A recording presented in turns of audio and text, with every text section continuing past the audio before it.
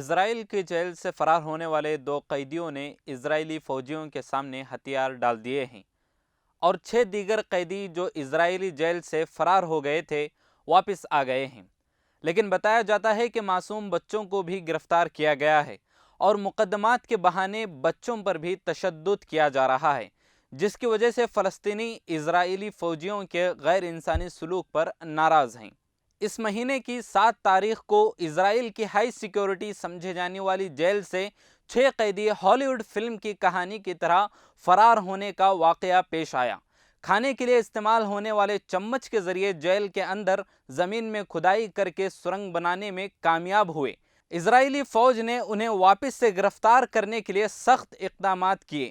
فرار ہونے والوں کے خاندان کے گھر جنین میں سرچ آپریشن کیا گیا۔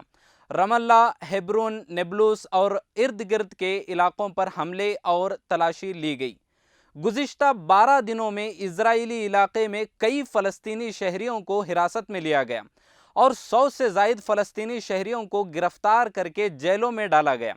الجزیرہ کے مطابق ملین انصاری نے کہا کہ پچھلے 12 دنوں میں اوسطاً 14 فلسطینیوں کو ہر دن حراست میں لیا جاتا رہا ہے۔ حراستی عمل کے دوران اسرائیلی فورسز نے بچوں کو بھی گرفتار کیا۔ الجزیرہ کی رپورٹ ہے کہ بچوں کو پانی فراہم کیے بغیر تشدد کیا گیا۔ والدین نے خود اس کی گواہی دی۔ بچوں پر حملہ کرنے کے لیے مسلح فوج کی کیا ضرورت تھی؟ بچوں پر جس طرح وحشیانہ تشدد کیا گیا، یہ اسرائیلی فوجیوں کی سفاکی کا واضح ثبوت ہے۔ ان بچوں کے لیے والدین کا سوال یہ ہے کہ کیا ان ناانصافیوں کا کوئی خاتمہ نہیں ہے؟ یہ واقعہ گزشتہ ماہ کے آخر میں ایک غیر معمولی تقریب میں رپورٹ کیا گیا، جب اسرائیل کے وزیر دفاع نے فلسطینی صدر کے ساتھ ایک اہم ملاقات کی۔ اسرائیلی وزیر دفاع بینی گانٹز نے فلسطینی صدر محمود عباس سے فلسطینی صوبے رام اللہ میں ملاقات کی، جو کہ گزشتہ 7 برسوں میں دونوں جماعتوں کے رہنماؤں کے درمیان پہلی براہ راست بات چیت تھی۔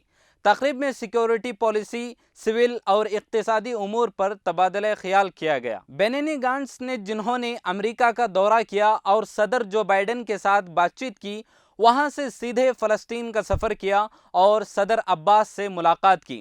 بائیڈن نے اس وقت کہا تھا کہ بینی گانٹز کو اسرائیلی اور فلسطینی شہریوں کے لیے امن، سلامتی اور خوشحالی کی طرف اگلا قدم اٹھانے کا مشورہ دیا تھا۔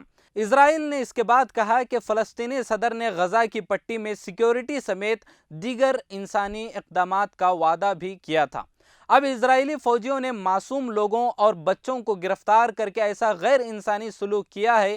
اب یہ دیکھنا باقی ہے کہ اسرائیلی حکومت اس کا کیا جواب دیتی ہے۔